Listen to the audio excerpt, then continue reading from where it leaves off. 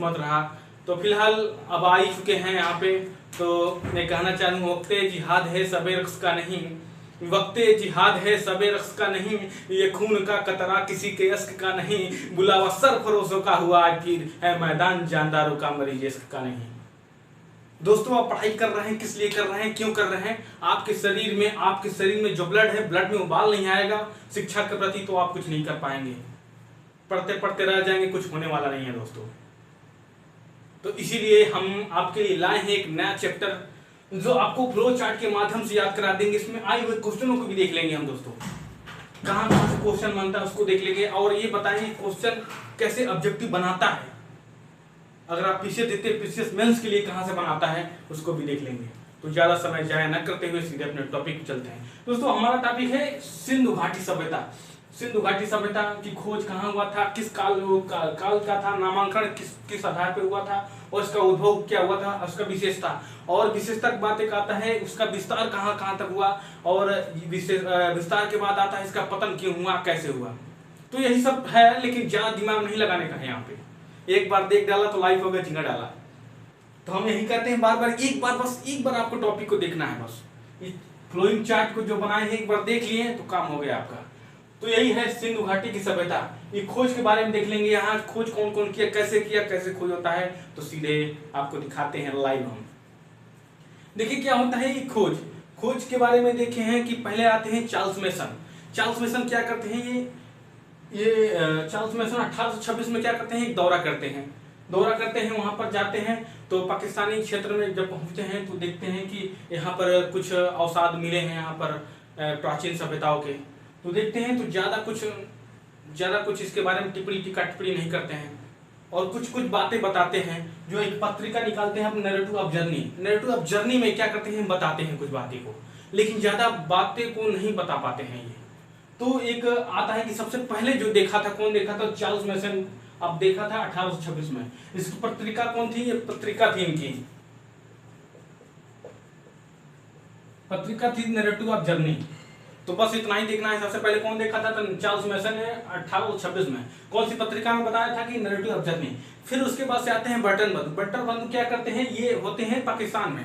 ये कराची से लाहौर तक क्या करते हैं, ये रेलवे लाइन बिछाते हैं, रेलवे लाइन का विस्तार कराते हैं। रेलवे लाइन का विस्तार कराते हैं तो देखते हैं कि कुछ ईंटें मिल रही हैं यहाँ पे, कुछ नक्काशीदार, कुछ मोहरें, कुछ ईंटें मिल रही हैं। तो इन्होंने क्या किया, ज्यादा कुछ ना कि इंजीनियर टाइप के थे लोग, तो ज्यादा कुछ ना करते हुए जो ईंटा का प्रयोग हुआ, जो ईंटा मिला था वही ईंटे का प्रयोग किसमें कर दिया, ये रेलवे लाइन में कर दिया। तो बर्टन बंधु में कौन कौन थे, बर्टन बंधु आते हैं 1856 में। कौन कौन थे, दो भाई थे बर्टन बंधु। कौन कौन से, जेम्स बर्टन और विलियम बर्टन। बस यही देखना, जेम्स बर्टन और विलियम बर्टन दोनों आते हैं 1826 में। तो ये ज्यादा न करते हैं, सिर्फ जो ईंटें मिलती हैं इनको थोड़ा बहुत मालूम चलता है कि इसके पहले जो है कोई सभ्यता रही होगी, कोई सभ्यता में ज्यादा जानने की कोशिश ना की है। फिर आते हैं अलेक्जेंडर कनिंघम, और ये क्या करते हैं, ये वहीं पे दौरा करते हैं दोस्तों, पाकिस्तान में जाकर दौरा करते हैं। इन्होंने पाते हैं, सब प्रथम शोध करते हैं। ये एक बार दौरा करते हैं, 1853 में आते हैं तो देखते हैं कोई सभ्यता, प्राचीन सभ्यता इसके पहले रही, आर्य के पहले कोई प्राचीन सभ्यता रही है। तो इन्होंने क्या किया, कुछ शोध किया इन्होंने, इनको पता चला कि हाँ कुछ सभ्यता रही है, और 2-3 बार दौरा किए, 53 से लेकर 56 तक गए, तो इनको पता चला, लेकिन पूर्ण रूप से ये सफल नहीं हो पाए दोस्तों। तो फिर क्या करते हैं, जॉन मार्शल आते हैं 1921 में, और ये क्या करते हैं, भारत के पुरातत्वविद के हेड रह चुके थे। भारत के पुरातत्व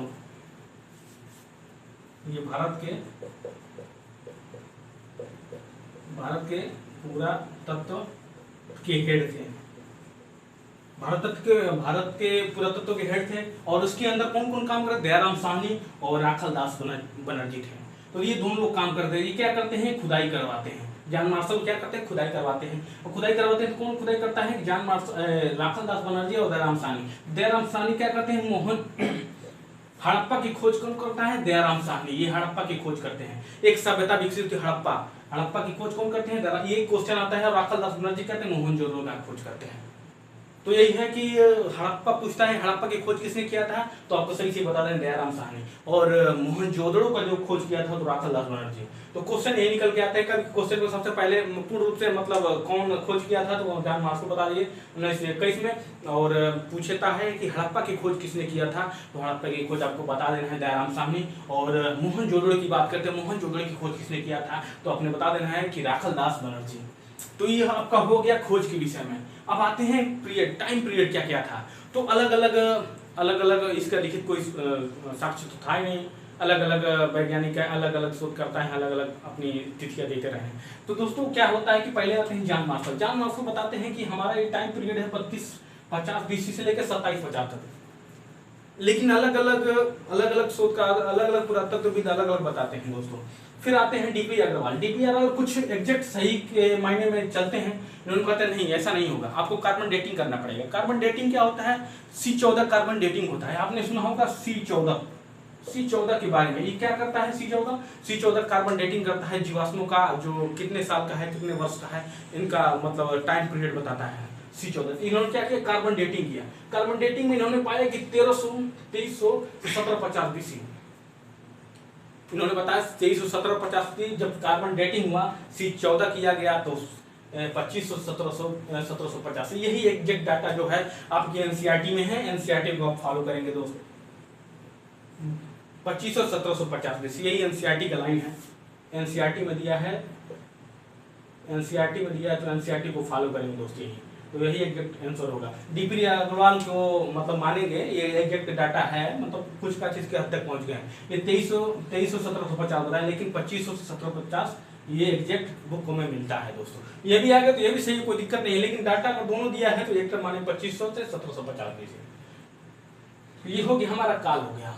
अब आते हैं नामांकन। नामांकन कैसे होता है दोस्तों, अगर कोई वस्तु पाई जाती है उस समय, कोई भी वस्तु पाई जाती है, कोई भी सभ्यता पाई जाती है, जिस किनारे पाई जाती है, जिससे लगा सटा हुआ पाया जाता है, उसी के जस्ट बगल में नामकरण कर दिया जाता था। तो जैसे क्या होता है कि सिंधु सभ्यता, क्योंकि ये सिंधु सभ्यता क्यों नाम पड़ा, क्योंकि ये सिंधु नदी किनारे पड़ा, उसीलिए इसको सिंधु सभ्यता बोल दिया गया। सिंधु सभ्यता में क्या क्या था, तो सिंधु सभ्यता बोल दिया गया। और जब कुछ लोग कहेंगे नहीं है तो सिंधु और सरस्वती की नदी के बीच में है, तो कुछ लोग कहेंगे नहीं ये सिंधु और सरस्वती सभ्यता कहलाएगी, ठीक।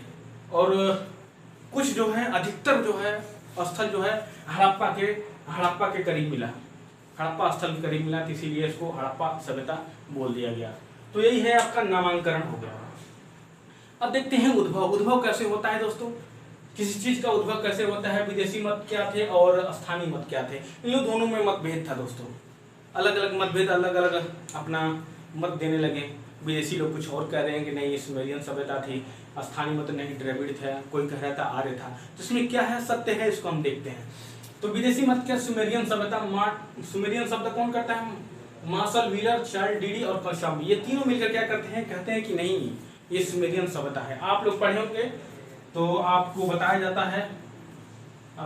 जाता है कि ये जो है ये सिंधु सभ्यता जो है कई साल पुरानी थी। उसके बाद से मेसोपोटामियन सभ्यता होता है, मेसोपोटामिया के बाद आता है मिस्र सभ्यता, ठीक। तो इन्होंने बताया कि ये मेसोपोटामिया में क्या रहते हैं, सुमेरियन रहते थे, सुमेरियन। तो ये सुमेरियन जो है जस्ट करीब थे, किसके करीब थे, सिंधु घाटी सभ्यता के। तो इन्होंने माना कि नहीं ये सुमेरियन जो है इन्हीं से डेवलप हुआ है सिंधु घाटी सभ्यता। तो इन्होंने कहा कि नहीं ये जो विदेशी मत जितने मार्टिन व्हीलर और चार्ल्स डीडी और कौशाम्बी थे, उन्होंने कहा कि नहीं ये सुमेरियन सभ्यता है। लेकिन स्थानीय मत क्या था, स्थानीय मत में आ जाते हैं राखालदास बनर्जी, लेकिन कहते नहीं ऐसा नहीं हो सकता है, ये जो है सिंधु घाटी सभ्यता बहुत पुरानी सभ्यता है। तो कैसे हो सकता है सुमेरियन सभ्यता, इसके पहले तो नहीं होना चाहिए। तो उन्होंने कहा नहीं ये द्रविड़ थे। तो भाई यहाँ तक जेट बात उनका सही निकलता है कि नहीं ये द्रविड़ थे। और कुछ और विचार आते हैं, TTN रामचंद्रन कहते हैं ये आर्य थे, ये तो एग्जैक्ट गलत है आपका, हम तो एग्जैक्ट इसको नकार देते हैं, क्योंकि सिंधु घाटी सभ्यता जो पुरानी सभ्यता है, उसके बाद से आर्य आए। तो आर्य क्या करते थे, आर्य जब आए तो अपनी व्यवस्था जो है झोपड़ियों बना के रहने लगे। तो मान लीजिए कि सिंधु घाटी सभ्यता में मकान, पके ईंटों का मकान मिला, नक्काशीदार उठी और बीच में जो है स्नानागार, फिर जाके चौड़ी सड़क, गली गलियारे, फिर नालियाँ, विकसित नगरीय व्यवस्था थी। उसमें पके ईंटों के मकान रहते हैं। जब हमारा जो है सभ्यता जो है सिंधु घाटी सभ्यता में पकी ईंटों का मकान में रहते हैं, तो आगे चल के झोपड़ी में क्यों रहेंगे भाई? जब पहले से हमारी सभ्यता विकसित हो चुकी है तो काहे हम झोपड़ी में रहेंगे? सभ्यता विकसित तो आगे तरफ बढ़ेंगे ना कि पीछे तरफ बैक होंगे। पहले झोपड़ी बनता है, फिर जाके पकी मकान बनती है। आप लोग अपने में अप्लाई करके देख लीजिए। तो ऐसा ही हुआ। इन्होंने कहा इनका जो डाटा है ये है कि आ रहे हैं, आ रहे तो भाई झोपड़ी बना के रहते थे। वैदिक काल में देखिए उन्हें झोपड़ी वोपड़ी निर्माण करते थे। तो ये हम इसीलिए कह रहे हैं कि ये स्टेटमेंट इनका टी.एन. रामचंद्र का एग्जैक्ट गलत है और हम इसका समर्थन करते हैं। तो रही बात ये इनका, तो इनका क्वेश्चन आता है कि राखल दास बनर्जी, जो स्थानीय मत था राखल दास बनर्जी का, ये सिंधु घाटी सभ्यता को क्या बताए थे कि लोग ये द्रविड़ लोग के हैं। और विदेशी मत क्या बताए थे? सिमरियन सभ्यता थी जो मेसोपोटामिया से निकल कर आई थी। तो यही है इनका। और विशेषता में देख लिया जाए, विशेषता में देख लेते हैं, ये बताते हैं नगरीय सभ्यता थी। नगरीय सभ्यता सही में सही पकी मकानों थी, नक्काशीदार ईंटें थी, मोहरों का इस्तेमाल होता था, नालियाँ विकसित थी, लंबे चौड़े स्नानागार होते थे, पकी ईंटों का मकान होता था, ऊंचा नगर नीचा नगर होता था, ऊंचे में धनी वर्ग के लोग रहते थे, बताया जाता है ऐसे, नीचे में निम्न वर्ग के लोग रहते थे।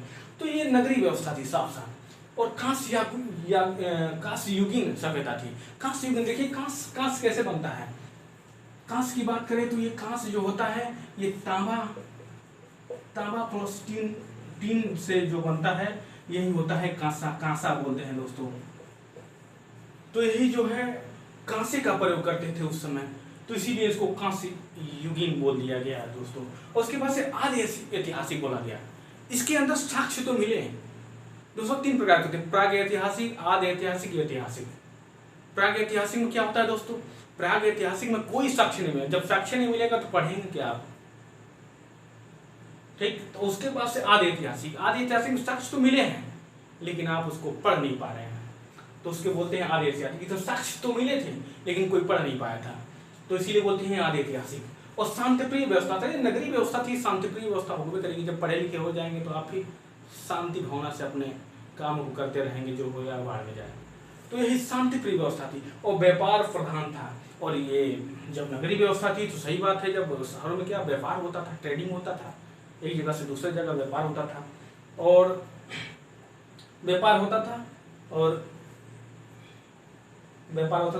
विस्तृत व्यवस्था थी।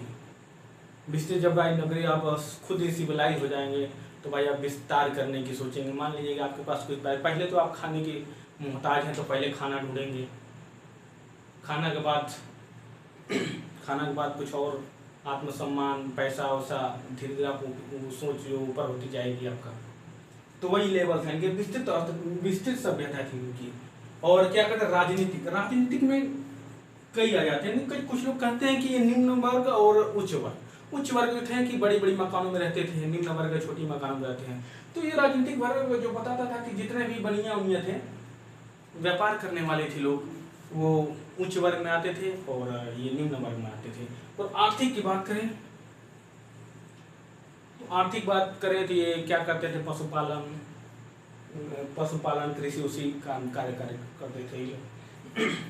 अब बचा सामाजिक में देख लेते। समाज जो है अब जो वैदिक काल में जाएंगे तो ये 4 भागों में बढ़ गया सामाजिक, ब्राह्मण क्षत्रिय वैश्य शूद्र। ठीक, लेकिन इनमें बस दो ही लोग दिखे, उच्च धनी वर्ग और निम्न वर्ग। तो हम ज़्यादा कुछ ना करते हैं, साक्ष्य जो ना मिला है इसके बारे में हम ज़्यादा कुछ नहीं कर पाएंगे कि इनमें सामाजिक समानता क्या थी, भिन्नता क्या थी। लेकिन कुछ तो बातों तो डिफरेंट होता है कि उच्च वर्ग और निम्न वर्ग के बारे में। उच्च वर्गों का जो होता है कि बड़ी मकानें होती थी, निम्न वर्ग की मकानें छोटी होती थी। तो कुछ विभेद देखने को मिलता है इसमें। और अब आते हैं संस्कृति में क्या था? इन्होंने कला को बहुत डेवलपमेंट किया, कला मृदभांड बनाया, मतलब कला मृदभांड, कोई मूर्तियाँ बनाई, कई आर्टिकल्चर बनाए। तो यही कला संस्कृति को विकसित किया इन्होंने। तो यही है, आप देख सकते हैं आप, शार्ट स्क्रीन लेना चाहते हैं शार्ट स्क्रीन ले सकते हैं। अब कुछ बताता है विस्तार इसका विस्तार कहाँ से कहाँ तक हुआ, तो हम इसको देख लेंगे विस्तार कहाँ से कहाँ तक हुआ। हम कुछ को मिटाएंगे यहाँ पे,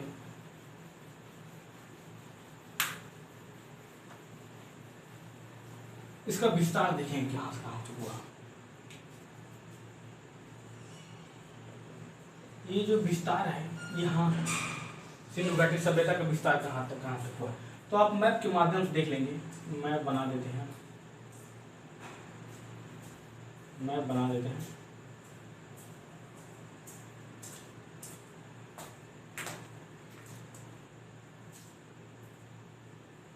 ये आपका मैप हो गया।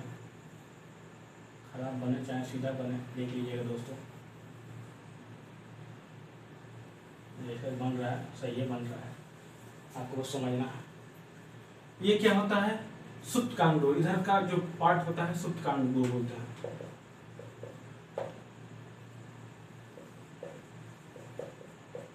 सुप्त कांगडोर, ये कहाँ का, बलूचिस्तान, ये भाग जो था बलूचिस्तान का था।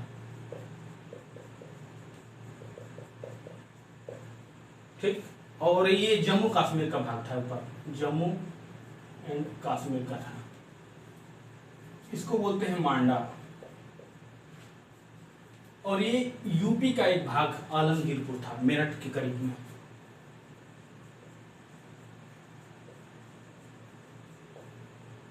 ये मेरठ के करीब में था दोस्तों। एक होता है महाराष्ट्र का कहाँ, दाइमाबाद, महाराष्ट्र दाइमाबाद, तो दाइमाबाद जो है महाराष्ट्र में पड़ता है, महाराष्ट्र में। ये देखिए विस्तार इसका विस्तार एक मैप से देखेंगे तो आपका ये जो है विस्तार जो है एक त्रिभुजाकार दिखाई देगा आपको दोस्तों। और इसकी लंबाई जो पूछा जाता है, इसका लंबाई जो है 12,99,000 बताया जाता है, लेकिन आपको बता देना है 13 लाख, यहाँ पे 13 लाख वर्ग किलोमीटर। और इसकी बीच की लंबाई 16,000 मीटर, 16,000 मीटर बताया जाता है। कई बुकों में ये 12,99,000 बताया, लेकिन हम एग्जैक्टली बता रहे हैं 13 लाख माना जाता है इसको। तो यही है इसका विस्तार, एक त्रिभुजाकार अवस्था में विस्तार होता है। ये है मांडा, जम्मू कश्मीर होते हुए यहाँ से हरियाणा पंजाब होते हुए यूपी का कुछ भाग कटा हुआ और सीधे यहाँ से बलूचिस्तान होते हुए और यहाँ महाराष्ट्र तक, यहाँ तक इसका विस्तार हुआ था। तो यही है। अब कुछ का क्वेश्चन आ जाता है कि जम्मू कश्मीर जो मांडा है किस नदी के किनारे है, तो आपको बता देना है चेनाब नदी। और ये यूपी का हो हिंडन नदी।